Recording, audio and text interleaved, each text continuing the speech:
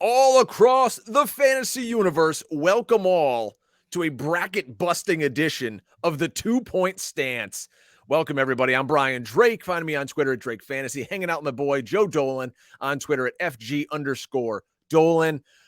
Joe, it's the funnest time of the year. It's March Madness.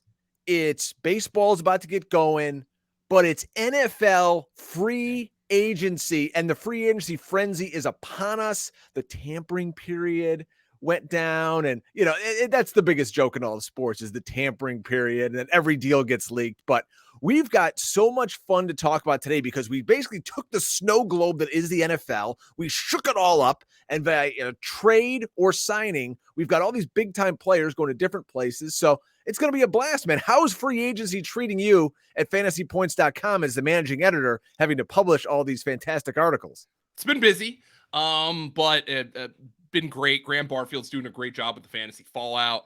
We're recording shows. Brett Whitefield has been a machine with the On the Clock podcast, which you can subscribe to. I mean, well, if you're listening to this, hopefully you're subscribed to the podcast feed, or if you're watching on YouTube, by the way, certainly something where it's audio only, but you want to subscribe to that. A different guest every day. But Drake, I have to backpedal 1 second. Oh boy, you're missing one of my favorite events of this weekend. Is there a bowling tournament? No, March Madness. What in the world is that? The NCAA Wrestling Championships. Oh, yeah, Penn State. I'm a huge wrestling fan, so I'm down. Well, yeah, but like you're. There's no steel chairs to the back at this one. No, unfortunately, no. Although, no, Penn State's got the best wrestling program, and I didn't know shit about college wrestling, or high school wrestling. I did 10 years ago. I didn't even know how to score the sport. And then Penn State hired Cale Sanderson, who's, I think, regarded as one of, if not the greatest collegiate wrestler of all time as their head coach. And they've just built a dynasty. And since then, I've become a fan of watching college wrestling. Not like obsessive, but I love it. Unfortunately, they have it the same weekend as the opening weekend of the NCAA tournament, which is always the craziest time for the tournament. But yeah, I entered a wrestling pool. I'm in. Oh my God.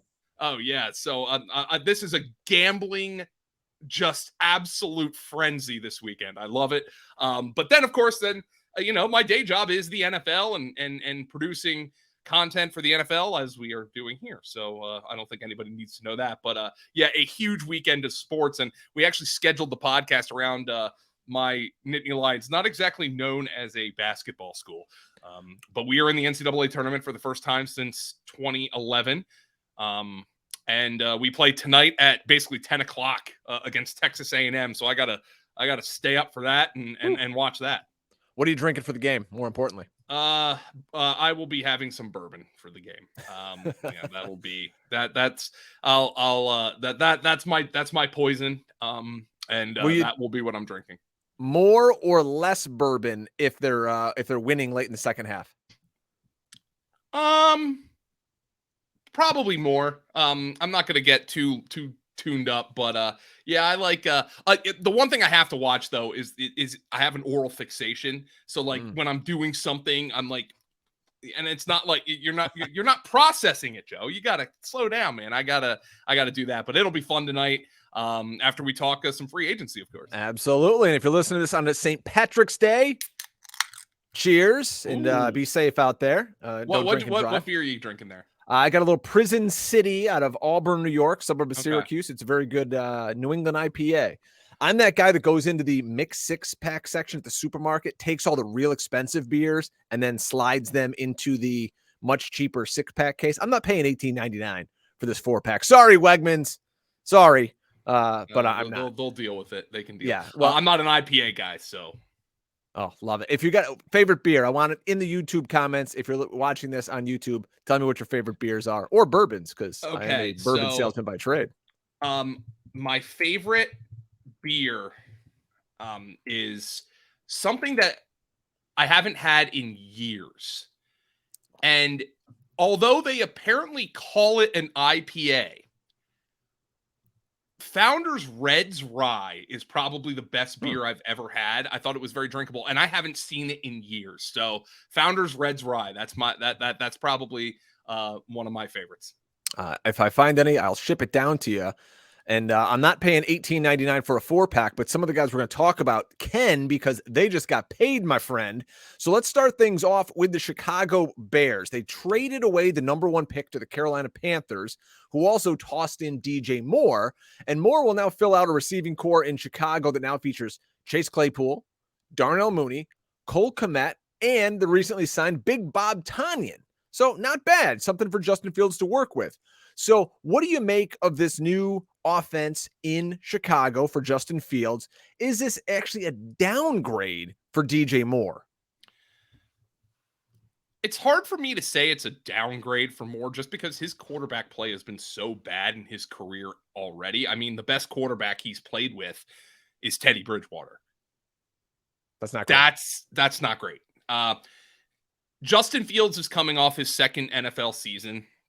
And I think if people are looking for Justin Fields to make a progression, I think the comparison people are going to make is Jalen Hurts. Got in, played sparingly as a rookie. In his first full year as a starter, things weren't great. Didn't have the greatest weapons. Hurts at least had Devontae Smith in his first full year as a starter. And obviously made plays with their legs. And then Jalen Hurts just made an unbelievable leap and became a legitimately good to very good passer in his third year. And Justin Fields has more physical ability than Jalen Hurts does as a thrower. But the numbers on Justin Fields underlying, not great, Drake, from a potential fantasy standpoint for DJ Moore, but it's hard for me to downgrade DJ Moore because the quarterback play has been so bad for him. Graham Barfield did a great job breaking this move down. Obviously, the Bears averaged 10 fewer passes per game than the NFL average last year. And Justin Fields was on target on 78.5% of his throws had a catchable throw. That was the 5th lowest rate in the entire NFL. 6th lowest, rather. Carson Wentz, Zach Wilson, Marcus Mariota, Davis Mills, and the injured Matthew Stafford had a lower percentage of catchable throws. So Justin Fields, it is a fact right now to say Justin Fields is a bad passer. That does not mean that he will continue to be. He's a talented guy. They're improving the offensive line, and he had horrible weapons last year, especially after Darnell Mooney got hurt. But for now, for DJ Moore, I think if you're betting on Moore, you're betting on this whole offense taking a big step forward. And I think that is a fair bet to make, especially if you were somebody who believed in the talent of Justin Fields and doesn't believe he's being insulated the way that a young quarterback needs to be insulated. DJ Moore's underdog ADP right now is 41.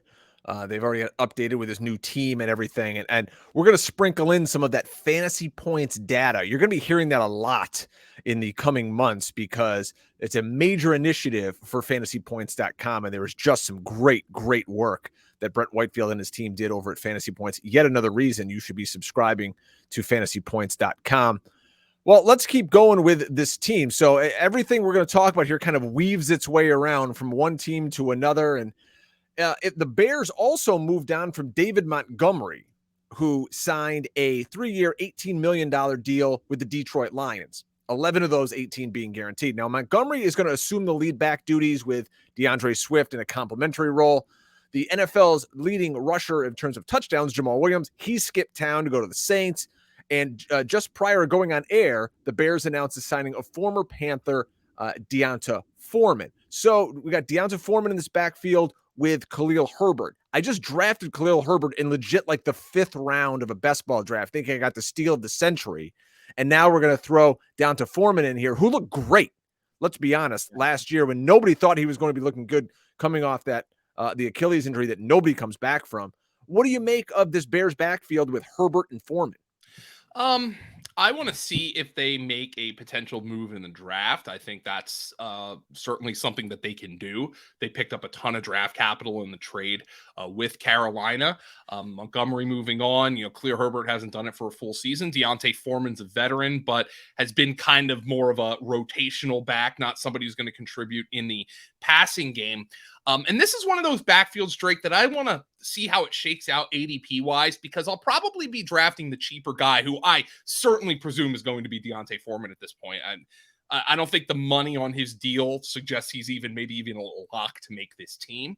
But that's somebody who I think I'll be totally fine having with a 12th, 13th round ADP. You know they're going to run the football. You know, it's just like, yeah, did Jalen Hurts improve as a passer exponentially this year? He did. But the Eagles still ran the football, because when you have a Jalen Hurts or you have a Justin Fields, that is going to be part of your identity. So I think Deontay Foreman is somebody who will end up on quite a few best ball teams. The Bears don't make a significant move at the running back position, but I understand why folks might be really excited about Khalil Herbert. He was somebody who was creating some big plays in the backfield, had some usable weeks when David Montgomery was injured. And I think Khalil Herbert is somebody who showed enough that the Bears were comfortable moving on from David Montgomery. Khalil Herbert's ADP on Underdog, 93.5. Oh, bastard. I thought I was going to get such a deal there. What are you going to do? So we mentioned David Montgomery, Joe, and per fantasy points data, Montgomery led the league in missed tackles forced per attempt at 0.31. That's among 42 running backs with at least 100 carries. So in that same sample of running backs, he finished, though, with the worst explosive play rate. His teammate last year, Khalil Herbert, had double that rate, 3.1%, which ranked in the top 15. So Khalil Herbert is a shifty little guy if we can get the ball in his hands. So as our good pal John Hanson likes to call him, Stonewall Montgomery now moves on and takes over the lead role in Detroit. I mean, doesn't this just say we're kind of done with DeAndre Swift? Like, I'm tired of people drafting him as like a number one back in fantasy. Like, it ain't happening. I'm done with this guy. I'm out. Anybody else can have him but me. So this is, again, what's going to happen with DeAndre Swift's ADP? Because I think David Montgomery getting the contract he got, and it's unfortunate that this is what qualifies as a lot for a running back, but it does. 3-year deal, a multi-year deal is a good deal for running back in this day and age. I think people are going to see that money, and everybody's going to come to the same conclusion. They're sick of DeAndre Swift. David Montgomery can play on 3 downs. Even though he's had some injury problems himself, he's managed to battle through them, maybe get back on the field a little bit earlier than anticipated. Meanwhile, Swift's injury it seemed to linger, which is a problem. But I think David Montgomery is just a huge, great fit for what they do. He's probably just Jamal Williams is a good grinding back who can contribute in the passing game, can contribute in third downs. I think they view David Montgomery very clearly as a better version of Jamal Williams. Oh yeah, and I mean there was a million times where David Montgomery got literally tackled at the 1-yard line. The guy led the league in it. I mean, if you look at, let's see, PPR totals, people are going to look at, I think DeAndre Swift, he had a good year, and when he's healthy and he's out there, and we averaged 13 points a game in PPR. But I mean, how many weeks did we look at DeAndre Swift out there and we're like, yeah, great, he had 26 points in the first week, and then there's the 6-point weeks and the 3-point weeks, and he scores a fluke one random touchdown. Like, he's just not in the game enough. His utilization isn't where we want to see it. And let's be honest, for David Montgomery, for all the jokes we like to make about him, this Detroit team has a better offensive line than Chicago. They're going to score more points, and he's going to be the goal line back. We know that because obviously DeAndre Swift's not. They have zero intention of putting him at the goal line. So I think we talked about boring running backs in some of our prior shows, and Miles Sanders fell into that last year. I think David Montgomery can kind of be that boring guy this year. His ADP is 108. DeAndre Swift's 57 right now. I mean, Drake, not only is that going to close, I don't think Swift will be a 9th round pick the way Montgomery is now. I think this is going to flip. I think Montgomery is going to be drafted ahead of DeAndre Swift when all is said and done. I think he might end up being a 4th round pick. As somebody who has David Montgomery in the Fantasy Points Dynasty League, I have him in a Dynasty League for the site. Very rarely do I like seeing a running back hit free agency if I have him in Dynasty, because we know how teams operate around the league now. They want these rotations of these running backs. They want multiple guys. This to me was a great move. I'm like, all right, David Montgomery is probably going to have the same role he had in Chicago on just all the points you just made, a better offense. Oh, Like no question. they only the Chiefs had more drives enter the red zone than the Lions last year. Only the Chiefs. Okay. The Lions offensive line opened the third most yards before contact on running plays last year.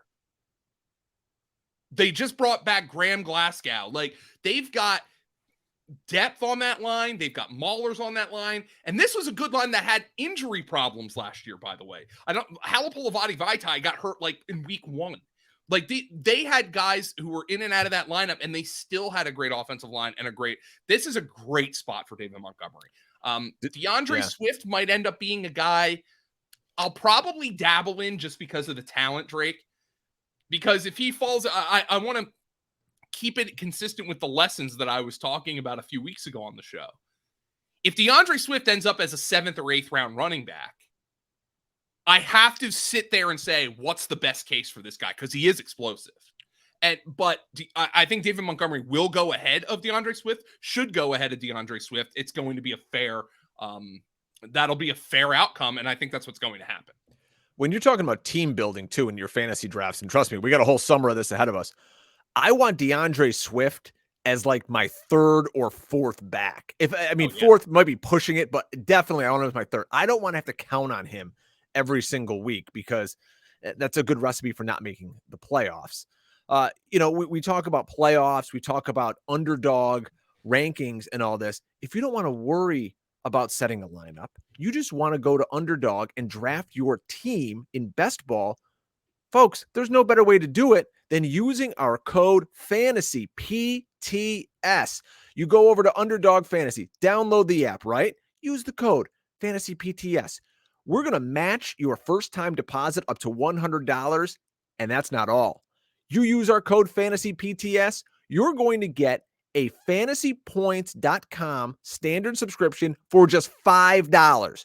All the data, all the articles, all the amazingness that's going to help you win cash checks and hoist trophies, as I like to say, for $5. Again, Underdog Fantasy, code FANTASY PTS. All right, we're talking fantasy running backs here. And if Jamal Williams and the big wiggle is on the move, where's he going? Well, he's going to the Saints. And the Saints have all sorts of things going on. When I look at what Fantasy Points data has to say about Jamal Williams, they say he finished with the 3rd worst missed tackles per rate attempt at 0.12 among running backs with 150 carries. And he finished with the 4th lowest explosive run rate at 2.7. To me, you know what this is telling me, Joe? This is a guy who just got paid off scoring a bunch of 1-yard touchdowns. Like, he's not an explosive player. Not at all, but he also is reliable at the goal line. He can play 3 downs, and he's got a team leader mentality, which is why, quite frankly, Drake, I was surprised the Lions moved on from him. But the Lions saw an opportunity to improve, and I think the Saints see an opportunity. They're probably going to need a back to handle 60 to 70% of the snaps for, I would say, at least a month of the season, right? If we presume Alvin Kamara is going to get suspended stemming from the legal situation in Vegas last year's Pro Bowl. And I think they viewed Jamal Williams as somebody who could do that. I would also anticipate the Saints being a team that could entertain drafting a running back as Alvin Kamara's explosiveness maybe has kind of gone down. Maybe his reliability has gone down. I kind of like Jamal Williams where he was getting drafted last year, if not even a little bit earlier. We know he was a league winner last year as like a 9th, 10th round running back. Where do you think he's going to get drafted here as the summer goes on? I think right now his ADP is at 113. Alvin Kamara's, by the way, is at 95. I'd love to see a guy like Sean Tucker, again, homer play out of Syracuse, but Sean Tucker gets comped to Alvin Kamara a lot. He could come in there, take over this backfield a year from now when maybe they move on from Alvin Kamara. If Kamara is suspended, it's all going to come down to who else they add and if they draft somebody else. If they don't add anyone else of note, and I believe Mark Ingram is still on this team, Jamal Williams' stock will shoot way up. You'll see people taking him in like the 4th or 5th round as their second running back. Mark Ingram's got to be like the Stephen Roots character in Office Space. He's Like, just the worst. Milton, I believe you have my stapler. The like where he's buried in the office and he's still Forgot he's employed there. there. Yeah, I don't think they consider him much of a factor here with Jamal Williams going. But yeah, Jamal Williams is the exact kind of guy who you're never excited to draft him, but coaches love him. And there's something to be said for that. And reminder that Dennis Allen is a defensive-minded head coach. So he's going to love that grinding leader mentality. Pete Carmichael comes from the Sean Payton background. I mean, Pete Carmichael was throwing David Johnson onto the field last year. Like, they're going to use Jamal Williams. They're going to use him quite a bit. And he's going to have a new quarterback. Derek Carr is now the signal caller in the Big Easy. And he's going to have a new weapon for him, but familiar to Saints fans as Michael Thomas. Remember him of fantasy fame past? He signed a contract, I believe, for up to $10 million, which blew my mind. I'm like, what in the world? Like, the Saints just love giving out bad contracts, but that's neither here nor there. What do you think of Derek Carr in New Orleans now on a team that, if we're going to this new offense, I mean, this is more of a horizontal raid, as we saw in the time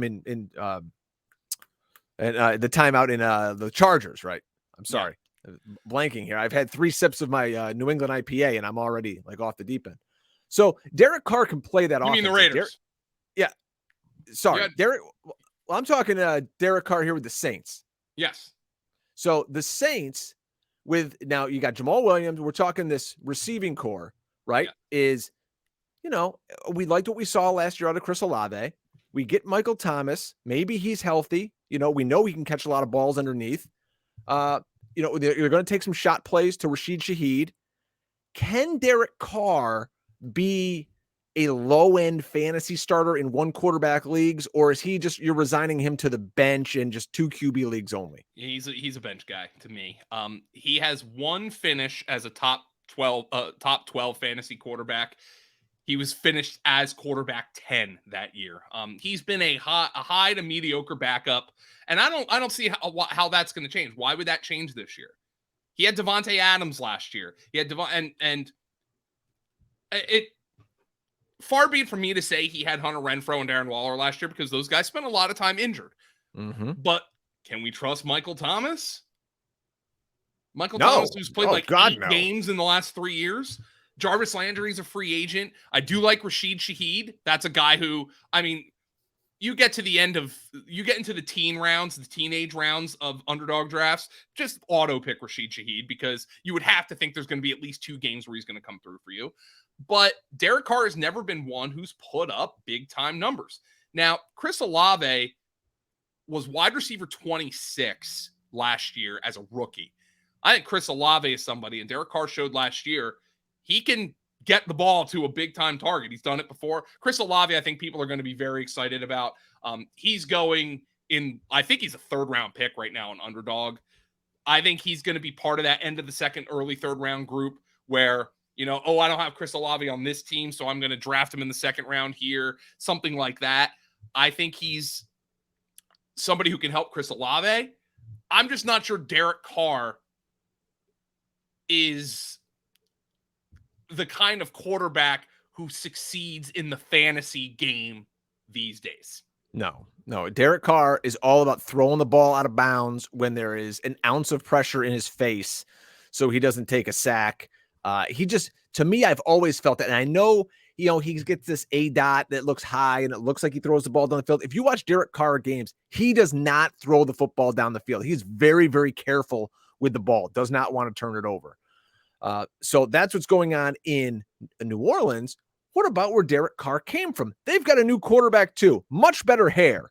Jimmy Garoppolo signed a 3-year, $67.5 million deal, including $34 million guaranteed. Man, it is good being a quarterback. I don't know what I'd rather have, the money or the hair, to be honest. But he's going Derek Carr, or Jimmy Garoppolo. How about that? It's like a Hallmark hunk. The young lady who was drawing Jimmy Garoppolo every day until he moved teams, and finally she could put that. I thought she probably thought she was going to do it for like 3 weeks or something, and it ended up being over a calendar year. From a fantasy perspective, this is kind of lateral, right? I mean, Jimmy Garoppolo is not going to be a starter, but he's somebody we know. When he played, Deebo Samuel's numbers were better. When he played, Brandon Ayuk's numbers were better. He's quarterbacked George Kittle to some great fantasy season. Now, of course, we know they traded their star tight end. We will get to that. To me, I think he can get the ball to Devontae Adams. I think he'll get the ball to Jacoby Myers.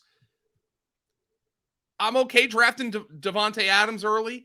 The other, Jacoby Myers, this was a weird fit to me.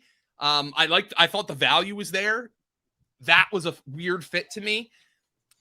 Yeah, and I think he's not going to play in the slot now. You've got Hunter Renfrow there. Well, he's going to have to play outside. How much do they trust Hunter Renfrow? Now, I will say this. Jacoby Myers did average more yards per route run on the outside last year than in the slot, despite running 70% of his routes from the slot. So maybe they think there's untapped potential there for Jacoby Myers. But Jimmy Garoppolo, he's not a big play quarterback. He's not somebody who's going to try to make the wow throw. But I think, look, Josh McDaniels is very familiar with Jimmy Garoppolo, right? I mean, time together in New England. I think there's an archetype for a kind of quarterback he wants. And I think Jimmy Garoppolo was drafted by Bill Belichick to be that kind of quarterback. Now, Josh McDaniels is running the show himself. And I think Jimmy Garoppolo, that non-risk taker, guy who's going to deliver the ball accurately. He's been more accurate than Derek Carr, by the way, the last 2 years. Garoppolo was 17th in catchable throws last year, well ahead of Derek Carr, who was 26th. Garoppolo was more accurate than Carr in 2021. Jimmy G in 2021 was actually third in accurate throws 2 years ago per fantasy points data at 84.9%. So I think Josh McDaniels simply views him as somebody who is going to put the ball where it should go more often than Derek Carr was doing those things. And that's why he was excited to make this signing. Graham in his article also notes now that Darren Waller is a Giant and Mac Hollins and Foster Moreau are free agents. The Raiders have 225 targets, 97 of them which went to tight ends, available for the taking. I know a lot of people fuss over these available target numbers, but again, that's 40.5% a target share that's available. And now we're letting Jacoby Myers into this offense. Jacoby Myers could be a super sneaky PPR play for folks because we know that Devontae Adams is going to go in the first round. And Jacoby Myers, with his current underdog ADP of 92, I mean, I think that'll go up. That'll go up, I think. He could outkick that. So we mentioned that Darren Waller was traded to the New York Giants. I had a lot to say about this on Twitter, and some of my Giant fan friends came back at me thinking, oh, you're just a Giant hater because you're an Eagles fan. Well, kind of. But here's my thoughts. When I look at you're taking a 30-year-old tight end, and you're going to say, hey, we want you to now go to a colder climate. You are habitually missing games with hamstring injuries, and we're going to just now automatically put you into this offense, and you're going to be our number one weapon. I got issues with that, Joe, because if you look at the last few years, I think the stat is something like he's missed like 20 games over the last few years. I mean, this guy's over, 30 years old. This isn't like you're taking on some young, spry guy. Histories of hamstring injuries don't go away. Look at Kadarius Toney. He's a young kid. He can't get over it. So it's a third-round pick. It's good upside because, listen, there's no wide receivers for the Giants to go get. I get that, so I'm not shitting on the pick that went there or whatever. It's just I'm going to pump the brakes for fantasy, all right? He's not the Travis Kelce 2.0. So this is one where I think I think it's fair to be kind of skeptical of Waller, but also not dislike the move from the Giants' perspective at all.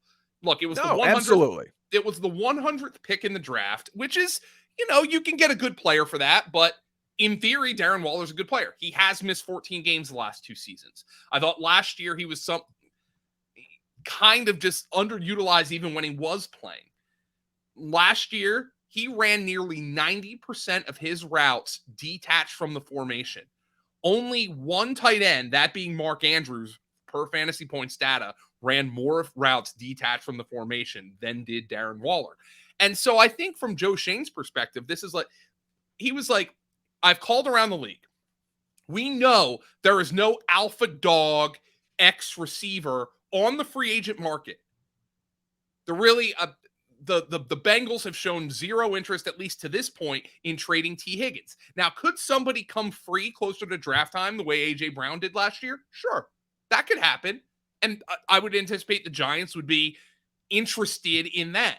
But I think he was also looking at it from, well, we just can't wait around to see if the pot of gold at the end of the rainbow falls into our laps. We've got to try to make sure we're equipped going forward to make a move that we think is going to help the team. And because there was no X receiver out there on the market who I thought was a game changer, who they thought was a game changer, and there's not one in this draft. Now, somebody could develop into one, but nobody's thought of on that Jamar Chase level in this draft. The Giants are like, all right, Darren Waller, kind of misused last year. Yeah, he was hurt.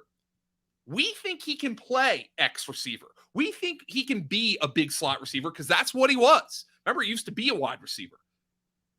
So we're going to make this move, and he's going to become our number one receiver. Look at that roster. They signed Paris Campbell. They re-signed Sterling Shepard. There's no guarantee at all Sterling Shepard's going to be ready for the year. There's no guarantee he's even going to be on the team. Paris Campbell's always hurt. Wan'Dale Robinson's still hurt. And those three guys are certain type of guys, none of them being an X receiver. Darren Waller can be that guy in theory for them. So I think it was a creative move. If he starts getting drafted in the top 60 picks of fantasy drafts, I'm probably not going to be involved in Darren Waller this year. But I understand in theory why people would be excited about him. Yeah, I mean, his ADP right now is 91. I want to go back to fantasy points data here where he said he led all tight ends with an ADOT of 13.6, but finished last with just 2.9 yards of yak per reception among 44 qualifying tight ends. That is like Zach Ertz level catch it and fall down. You know, it's like we're not seeing Darren Waller catching the ball and streaking down the seam anymore. I don't know if those days are gone, but was he misused? Was it the role last year? It's possible, but yet, I mean, the fact of the matter is, Drake, you're right. He's had lower leg injuries in back-to-back years. That's going to sap you of your explosiveness when you're over 30 years old. It's going to sap you of your explosiveness at any point. But I kind of understand why the Giants made this move. I'm not knocking the move. I'm just like, I don't think this is a seismic changer. And I don't think that move was really available to the Giants this offseason. Yeah, I found my stat there. Appeared in 20 games over the last 2 seasons. In the 8 games he finished in 2022, he only topped 60 yards twice. So let's go from the New York Giants to their division rival, the Philadelphia Eagles. They lost their running back, Miles Sanders. We'll get to that momentarily. But they signed Rashad Penny. Twitter blew up, Joe. And you and I, we're Eagles fans, so we're tuned into all this, thinking, you know, the second coming of Jim Brown just happened. Folks, I'm going to tell you this right now. I'm going to go out on a limb. Rashad Penny is not signed to be the Miles Sanders replacement. It's a 1-year, $600,000 guaranteed deal with the possibility for more. $600,000. That's it. That's nothing. They could cut him in training camp if he looks like crap.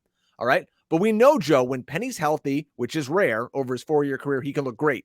He's played, and I stole this from Graham's article, he's played 42 of 82 possible games. That's why the contract's so low. And per fantasy points data, he ranked second in explosive run rate at 10.5 in 2022 of all running backs with 50 or more carries. And he led the NFL in yards after contact per carry, 4.37. That is awesome. And their whole risk on this, Joe, is we got a kick-ass offensive line. We're going to have a stable full of backs. If this kid stays healthy, we're paying him nothing, and it's going to be all upside from here. So I get that. And they're not done. They're going to add another back. I know this is being like, this is the Dolan go-to, but it really is. Rashad Penny is, all this stuff is price dependent. If everybody buys into the hype and, oh, the Eagles got the great offensive line and Rashad Penny is a top 60 pick for fantasy, good luck. I mean, but I understand why Howie Roseman made this move. First and foremost, good for Miles Sanders. We'll talk about his contract. I am stunned he got 4 years, and I'm glad he did because I want to see guys get paid at that position. But here's what Howie Roseman's thinking. On the same day they signed Rashad Penny, they brought back Boston Scott. They have Kenny Gainwell. Trey Sermon's still there. What I saw from him in San Francisco did not suggest to me he had an NFL future. But again, he was a third-round pick, the kind of guy it's worth taking a flyer on. Here is Howie Roseman's thinking with this Rashad Penny move. Yes, we know he's always hurt. Chances are he's going to get hurt again. Mm-hmm. But we'll be okay. Our running game will be just fine if Rashad Penny's hurt. But he's doing the Dolan here. All right. Miles Sanders was a 9th-round pick last year in fantasy, and we never asked ourselves, what's the best case scenario? Howie Roseman's sitting there thinking, what's the best case scenario with Rashad Penny? Let's even rule 17 games out. Let's say he plays 13 games. Howie Roseman's probably saying to himself, if we get 12, 13 games out of this guy, he's running for 1,000 yards. And he's going to create big plays. And so I get why he did that. And he's not a grinder. He's not a guy, I think a lot of people think of him as this like big bulky guy, like, oh, you got to give him 25 carries. That ain't going to happen in this offense. They're going to spread it around. Oh, by the way, you still have Jalen Hurts. So he's not going to also, I don't think, be in line for a ton of goal line work because we know Hurts is going to get some. Gainwell, Scott gets some. And he is a 0 in the pass game. So was Miles Sanders, by the way, last year. I mean, we're looking at, I'm talking targets.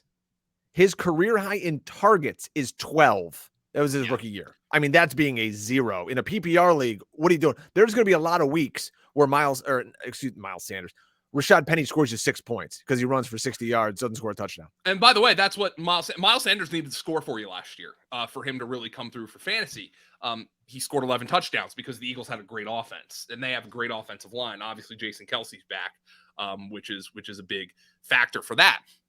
But that was I think that's kind of Roseman's spin on the running backs don't matter, right? He's like, well, they do and they don't. Our offense is not going to go in the hole because a running back got hurt. But if this guy is healthy, our offense is going to ascend to a different level. And I think that was his thinking. And honestly, I do think it's a pretty smart move for a guy who, look, I said I thought Miles Sanders had a chance to be back because I wondered what the market would be for him. The market for Miles Sanders was obviously better than I thought it was going to be. I did not anticipate him getting a 4-year deal. I thought the Eagles might decide to re-sign him just because the market wouldn't be there. But Howie Roseman was not going to be somebody who was going to be out there, if let's just say Saquon Barkley and Josh Jacobs hit the free agent market. Howie Roseman was not going to be somebody dabbling in those guys. You and I have already said I'm getting drunk and jumping off my roof if he uses a top 10 pick on Bijan Robinson. That's not happening. I think Howie Roseman values the position, but he understood that this offense is going to be good whether or not they have a big-time running back. And I think he saw Rashad Penny as a chance to acquire a big-time running back for virtually nothing. In the event he's healthy, which he probably won't be. But where do you want to draft Penny next year? I think 6th, 7th round is fair. My guess is, and maybe because I'm just a sucker and I thought he played well at the end of the year, is I'll probably end up with a lot more Kenny Gainwell than I do with Rashad Penny. Because if anything, if the discourse from the fantasy community after the Rashad Penny sign, I mean, I literally saw multiple people say, man, he could lead the league in rushing there. And I'm like, okay, let's pump the brakes. I mean, might not lead the team in rushing. Yeah. Well, yeah, Jalen Hurts probably will, but right. I mean, if people are going to be that excited, then Rashad Penny's going to be way too expensive for me. Yeah, I want to see what happens when the general public gets their hands on it, because the general public always falls into, he's always hurt. Yeah. And then the ADP gets suppressed. If you want to value, folks, on Underdog, using our code FANTASYPTS, Kenny Gainwell's ADP is 123 right now. So we talked about Miles Sanders. He reached a 4-year, $25 million contract with $13 million guaranteed to go to the Carolina Panthers. Fresh off a 1,200-yard season and Super Bowl run with the Eagles, Sanders is going to take the reins of this Panthers backfield that last year was top 10 in rushing yards, and Carolina ran the 4th most running plays by percentage in 2022 at 45.8%. Now, like we just mentioned, Sanders never known as a great receiver, but there's a real chance, Joe, that they look at Miles Sanders and they go, listen, Chief, we need some help here. Have you seen our wide receivers? It's Laviska Shenault and Terrace Marshall. We're throwing you the damn ball. Miles Sanders, by the way, one of the weirdest careers for a running back in terms of a receiver I've ever seen. He caught 50 passes for 509 yards and 3 touchdowns as a rookie. He has no receiving touchdowns since, hasn't exceeded 200 yards receiving in a season since, and hasn't exceeded 7 yards per reception since. Wow. It's like he completely lost his confidence as a receiver. Remember, he had some problems with drops. He's had some fumbling issues. Just bizarre. But you wonder if now he's in a spot where there's not going to be as much pressure on him. You know, like he got his contract, he got paid. Is there untapped potential with Miles Sanders as a receiver? I mean, look, how many running backs have 500 receiving yards as a rookie, Drake? I mean, that's pretty damn good. And he's done jack shit in that department since. That's crazy. Catching 50 balls as a rookie. And like I said, Carolina is offensively going to be pretty bad. They're likely going to be starting a rookie quarterback. They did sign Andy Dalton, but they've got the number 1 pick. We'll see if they trade down or what they want to do here. But they're going to have a rookie quarterback who, for all intents and purposes, is going to play 90% of their snaps for this season. They have absolutely nothing at wide receiver. Tight end, who cares? And it's literally the Miles Sanders show. I mean, he could just be fed touches in this offense. He, again, could be super undervalued just because we don't look at what's the best case opportunity for Miles Sanders on what's probably a crappy team in Carolina. But the division sucks. Why couldn't they be competitive? Yeah, so I view Miles Sanders as a guy who I think a lot of people just think stinks. And okay, fair enough. But he's going to get touches here. Carolina ran the ball very effectively last year, even after trading, especially after trading Christian McCaffrey. And he just got paid. So you know he's going to get Deontay Foreman's gone. Chuba Hubbard stinks. We know that. I think Miles Sanders has an opportunity. He's once again going to be one of those dead zone running backs because everybody thinks Carolina is going to be terrible. And Carolina is going to be terrible. But rookie quarterback, if they get the right one, maybe they'll be a little frisky. And Frank Reich, so Miles Sanders knows the system because he played under Doug Peterson. He knows Deuce Staley, who's the running backs coach there. I think this is a guy that these guys targeted. And I think that bodes well for Miles Sanders. The money bodes very well for Miles Sanders. Dude, you know what I'm thinking? What if Carolina shot themselves in the foot here? Like, they're going to be bad, right? You could have just rolled with Andy Dalton anyways. You could be just bad enough to get the number 1 pick next year and get Caleb Williams. And then you would have to trade all those picks. Yeah, so remember, by the way, there's also still talk that they might trade down from the number 1 pick.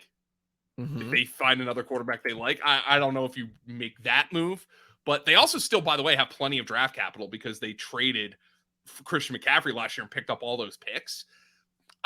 Carolina is such a fascinating team this offseason. Yeah. What if they don't take a quarterback? There's no way you make that trade and not take a quarterback. Like that would be. I don't trust David Tepper at all. That would be beyond dumb, Drake. Oh my God, so dumb. I love it. If they just do all that and they're like, "Yep, we're just going to grab like defensive tackles and offensive linemen. We're building a core for Caleb Williams next year." Horrifyingly bad. That would be so bad. No, they're drafting a quarterback. They got it. Or at least they're using it in a Lamar Jackson trade. Yeah. Hey, why not? Let's talk about the Eagles' other division rival, the Dallas Cowboys, who released Ezekiel Elliott after 7 seasons. So in that time, the former 4th overall pick amassed over $70 million his time in Big D. The team won the team won 2 playoff games in that time, which begs the question, is it worth taking a running back that high?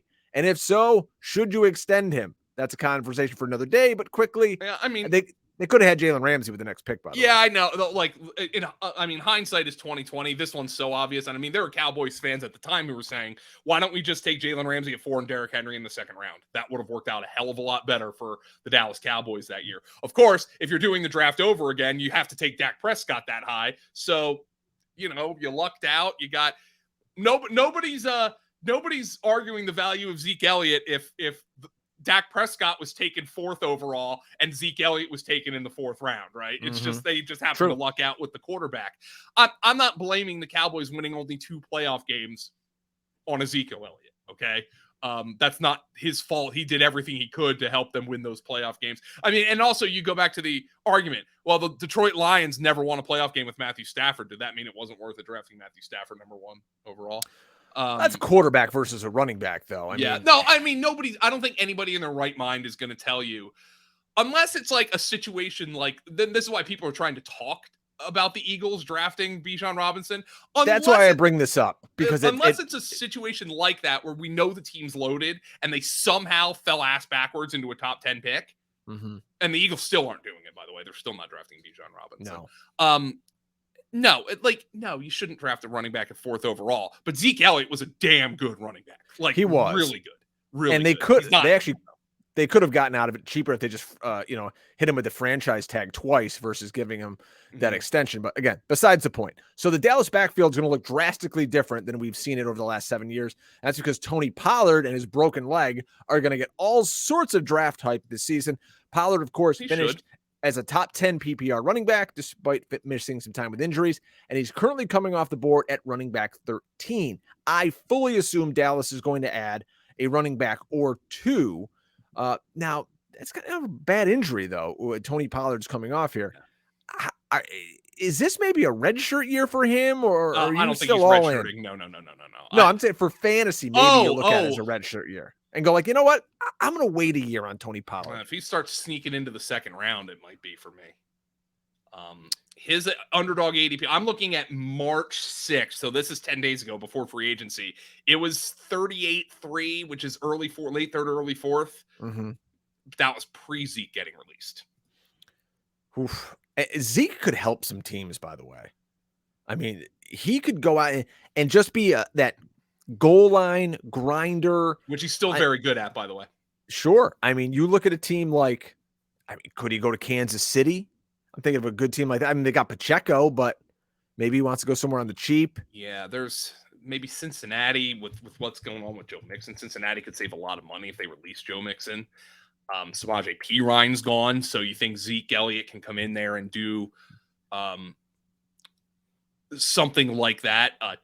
Tampa Bay, I don't know why they'd release Leonard Fournette and just move on to Zeke Elliott, but Tampa Bay, you would think he's going to be the backup to Rashad White, right? So you would think that's going to be the situation there. He could be the backup to Rashad White. Yeah, I mean, there's definitely teams that are going to sign Ezekiel Elliott, and I think he'll be there in a part-time role, and I could already see us getting frustrated because he's going to end up late career Marcus Allen, right? He's going to be the goal line guy. You know where he's going to end up? Because why not? The Jets. He'll go to the Jets, and he'll suck all of the energy out of Breece Hall. And then, they'll go like, oh, look, we've got, and then we want to just nurse Breece Hall back to health. And then, boop, here's Ezekiel Elliott in there. But who knows? We'll see where he goes. He's going to be annoying for fantasy because I really could see that. Although, I mean, I think he's like 10 years younger than Marcus Allen was at the end of Marcus Allen's career. Like, Marcus Allen with the Chiefs, that guy, like, he was in a running back rotation when he was with the Chiefs, but he scored like 12 touchdowns a year because that was his role and he was good at it. And Zeke's good at that. I mean, I think he'll continue to be good at that. This Dallas team was top 10 in rushing yards last year. We know they are not afraid to run the football. Mike McCarthy taking over play calling duties here. They've gone out and said that they want to run the football more here. So Tony Pollard and whoever else comes in here is going to have exceptional value. We just talked about it a second ago, but how high is too high for you on Tony Pollard in drafts? 2nd round, I think. Okay. I want to see the progress, but I mean, the guy, if he's the same guy he was last year, or 90% of that guy, he's a league winner because Dallas is going to run it. Dallas still, there's still time, but Dallas, I think, is still a receiver short. I guess they're talking to Odell Beckham. Does that move the needle for you? I'm not sure it does for me, but we'll see. But Tony Pollard is going to be one of these fascinating case studies because I feel like the hype is going to be just people in the fantasy community, and I think they were proven right last year, have been yelling for years. Oh my God, they got to give Pollard more touches. They got to give Pollard more touches. And then they finally did give Pollard more touches, and he had these massive games last year. I mean, in the games that Ezekiel Elliott didn't play last year, I mean, Tony Pollard was lapping the field at the running back position. I think they want to use him Verstappen, but he was Verstappening them. I think they kind of want to use him almost in like a DeAndre Swift type role, where they want to have another guy that maybe could take that pounding, in the middle of the field, and then let's get him out on the edges. I want him there for the explosive plays. I don't need Tony Pollard running into the back of a guard on 1st and 10 from, their own 20. I don't need that. But I want him in the red zone and whenever they're on the edge to get the ball. Let me hit you with some running back rapid fire here on the 2 Point Stance podcast. I'll whip out a few things that came out wrong. So I'll say some running back and where they went. You tell me your instant fantasy analysis, Mr. Dolan. Samaje Perine and the Broncos reached an agreement on a 2-year, $7.5 million deal with $1 million in incentives. Per fantasy points data, Perine's 2.79 yards after contact was better than teammate Joe Mixon's last year, but his 1.1% explosive play rate ranked dead last among 55 backs. What do you think of Samaje Perine going to Denver where Javonte Williams is still beat up? He is a good pass protector who can catch the ball, and he's good in short yardage. Sean Payton's going to love this guy. I'm going to have a ton of Samaje Perine this year. James Robinson signed with the New England Patriots. Obviously, this means Damian Harris isn't coming back to Beantown. The Pats' backfield, of course, still led by Ramondre Stevenson, but don't forget about second-year players Kevin Harris and Pierre Strong. What do you think of this? He got a lot of money for James Robinson.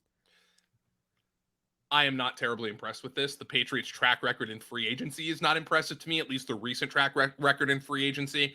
This is way too much money, I think, for James Robinson. I'm willing to be proven wrong. I wouldn't be surprised if Kevin Harris outplays him in preseason.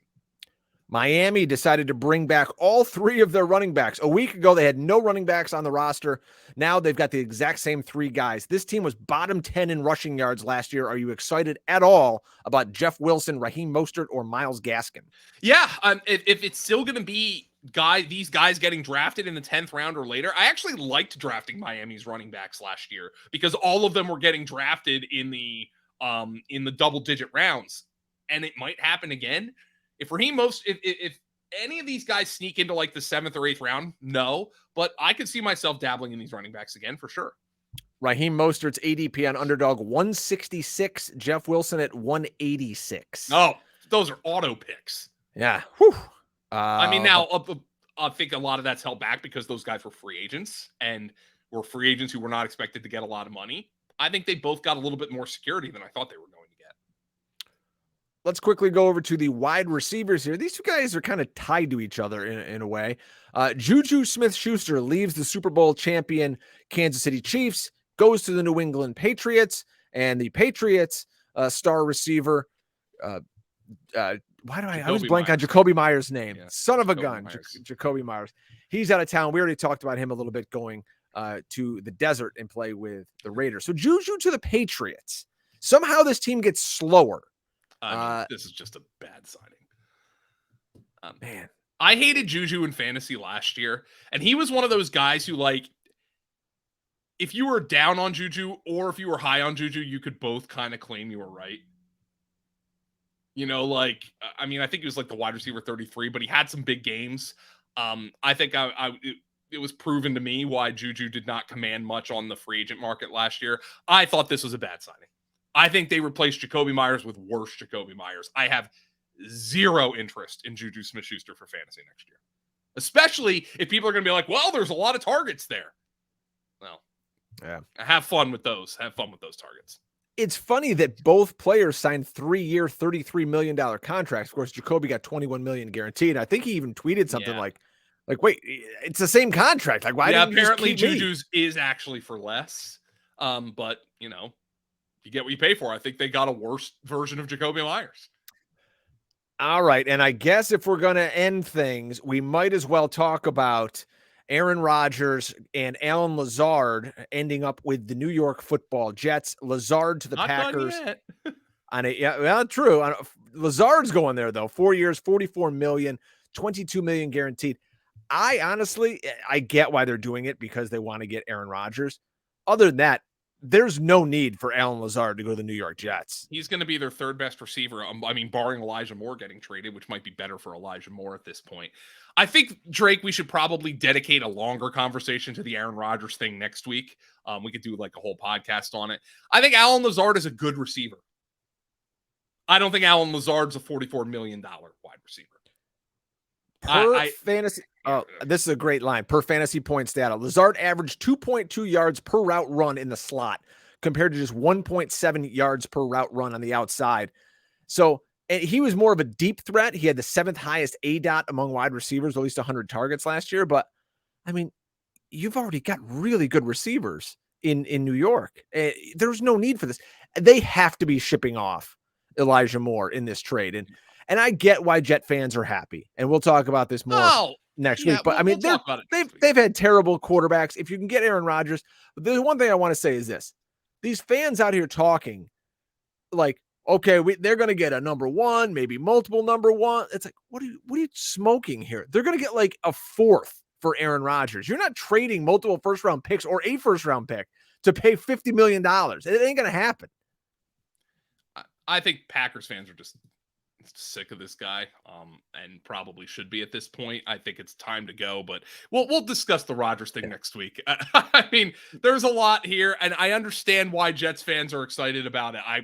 I probably would be too if the best quarterback in the past 15 years for my franchise is Mark Sanchez. So I mean, literally, like they had a year with Fitz. I mean, even Favre, like, of course they got the middle year, the lean year for Favre, and then he went to Minnesota the next year and had like the best year of his entire career. Like, yeah, really. Like even the poor Jets couldn't even get decent Favre. I don't know how this is going to work out for the Jets. I do know giving Alan Lazard $44 million is a choice, especially since this is a team that I didn't really view as a team that needed a wide receiver. But, they're at the service of Rodgers. Finally, I want to tell you this funny story. So, by trade during the day, I am a liquor salesman. So I'm constantly in bars. I go to this bar today. It's about, 10, 11 o'clock in the morning. There's 2 guys sitting at a table. I think they work at the restaurant. And they're talking about football. So I just kind of sit down at the next table. I overhear him. And one guy's talking. He's like a Jets fan, you can tell. He's like, yeah, man, we're going to get Aaron Rodgers. Jets almost made the playoffs last year. And the other guy was like, what do you mean almost made the playoffs? What does that mean? Who cares almost made the playoffs? So this guy's talking himself into the Jets are going to be good. We're going to get Aaron Rodgers. And we got Lazard in the defense. And then he pauses. And then he kind of just looks down and he goes, who am I kidding? We're the Jets. We're going to be terrible. Oh, no. Then he went in and started talking about Edwin Diaz and the Mets. I go, God, I feel bad for this guy. Oh, why? Are you a baseball guy, Drake? I'm a Yankees fan. So, I mean, everything that can happen to the Mets happens to the Mets. As you saw, their closer got hurt celebrating during the World Baseball Classic. There's typical Mets. That's classic New York Mets. It's I hate the New York Mets because I'm a Phillies fan, but I mean, it's a shame. I mean, the Jets, Mets fans need this Rodgers thing to happen. They've got to have this to take their minds off of it. We'll discuss Aaron Rodgers next week. Hey, Drake, who knows if the deal will even be done by next week after all this crap? What if he just decides to retire? Yeah, you never. Hey, then he can get Alan Lazard to buy him some drinks at least in the Darkness Retreat 2.0. But all right, folks, enjoy your St. Patrick's Day. Enjoy your weekend. Hopefully, your brackets don't bust by the time you are listening to this. Make sure you subscribe on YouTube. Just search Fantasy Points and make sure you give us a nice review on iTunes. Appreciate you guys hanging out with us. Go over to Underdog. Use code FANTASYPTS. We're going to match your first time deposit up to $100. And oh, by the way, you're going to get a $5 subscription to fantasypoints.com. Best deal in the business. For Mr. Dolan, go enjoy some bourbon in the Penn State Nittany Lions. I am Brian Drake, enjoying absolutely nothing because I'm a Syracuse fan. We'll see you guys next time on the 2 Point Stance.